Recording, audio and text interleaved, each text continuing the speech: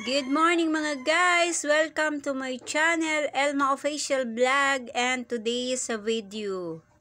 Maaga kami nagising guys kasi naubusan kami ng gaas. Pero habang nagiinit kami ng tubig kasi nasa uling lang kami nagluluto, sinisikap ko matapos tong ilalako na tong basahan na gawa namin. Bago mag 6 kasi magdu-duty pa ako.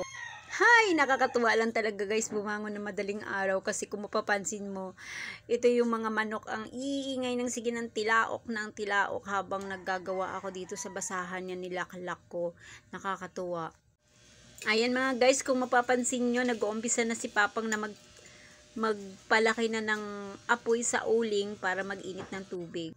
Habang ito ako, pagkatapos mag-init ng tubig, naghahanda na rin para magsaing. At pagkatapos mag-init ng tubig, ito na dala-dala ko na yung kanin na, yung bigas na tinubigan ko para pag kumulo na yung tubig na magkakape na kami, magsasaing na siya. Diba ang galing? At ito naman si Elma, balik ulit sa nilalak na basahan kasi malapit na talaga matapos to. Maya-maya lang guys, makikita ninyo ang finished product ng aking basahan na ginagawa. Konti na lang guys, alam nyo, dagdag kita din to para sa mga nanay na kahit na nagjo-duty, pag madaling araw, ito yung ginagawa ko sa bahay. Pagka uwi ko ng bahay, ito na yung hawak ko.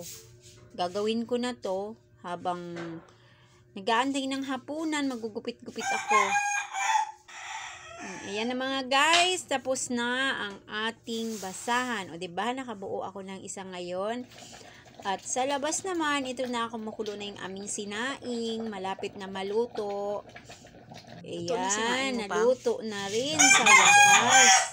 Kailangan natin tikman kung okay na ba yan. Sunog na. Kumuha ka nga ng kutsara.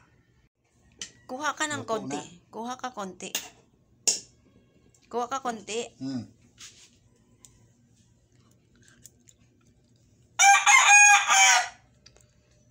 Okay na. Ayan guys.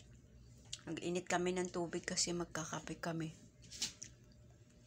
Matapos ako maglak ng basahan ko guys, naligo na rin ako. Kasi ito na, magtitimpla na kami ng kape para magkape na kasi kailangan na rin mag-duty papunta sa work. Ilagay mo nga sa lagayan yan na ano mo.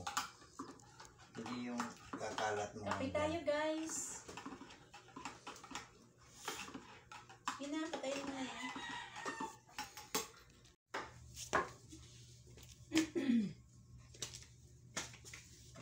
Yan. Walang pandesal. Dami. Tapos na kami magsaing guys.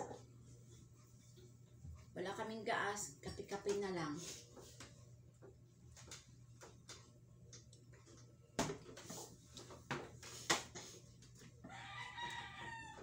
May niluluto ka pa?